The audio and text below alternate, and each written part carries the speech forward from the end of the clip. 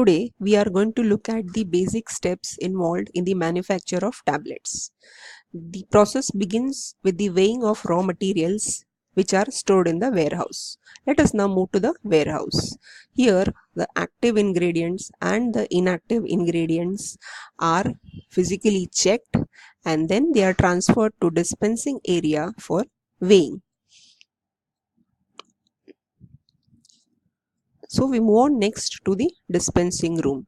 Here the materials in the required quantities are weighed into sealed packets and labeled with the appropriate labels. All this is done under aseptic conditions. The materials are then transferred to the manufacturing area. The very first step in the manufacture of tablet involves the use of water is boiled, starch is added to it, and a paste is prepared. This paste is transferred to a beaker so that it can be used during the granulation process.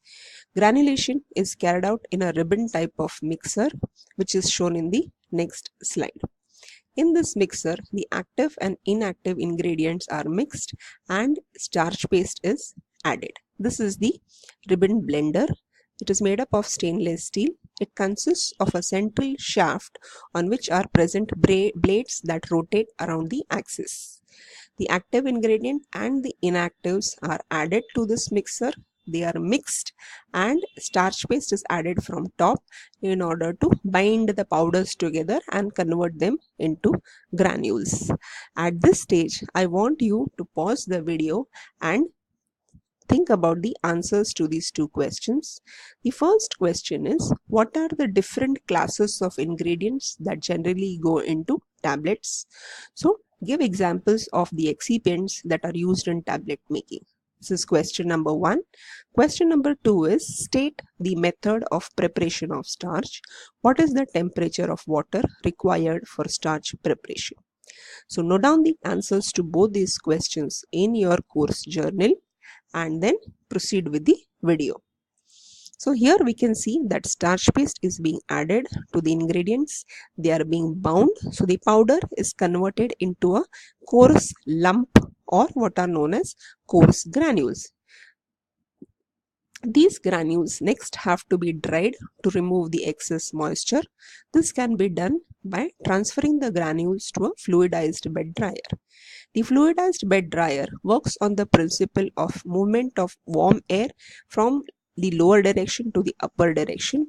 During this process, it fluidizes the granules, which are then dried because of coming in contact with hot air.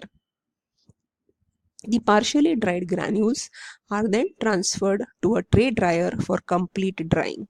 A tray dryer is a huge equipment which consists of a large number of trays on which the granules are spread. Hot air moves from one end to the other, and as it comes in contact with the granules, it removes the moisture from these granules and the granules are dried. The whole process can take about 10 to 12 hours.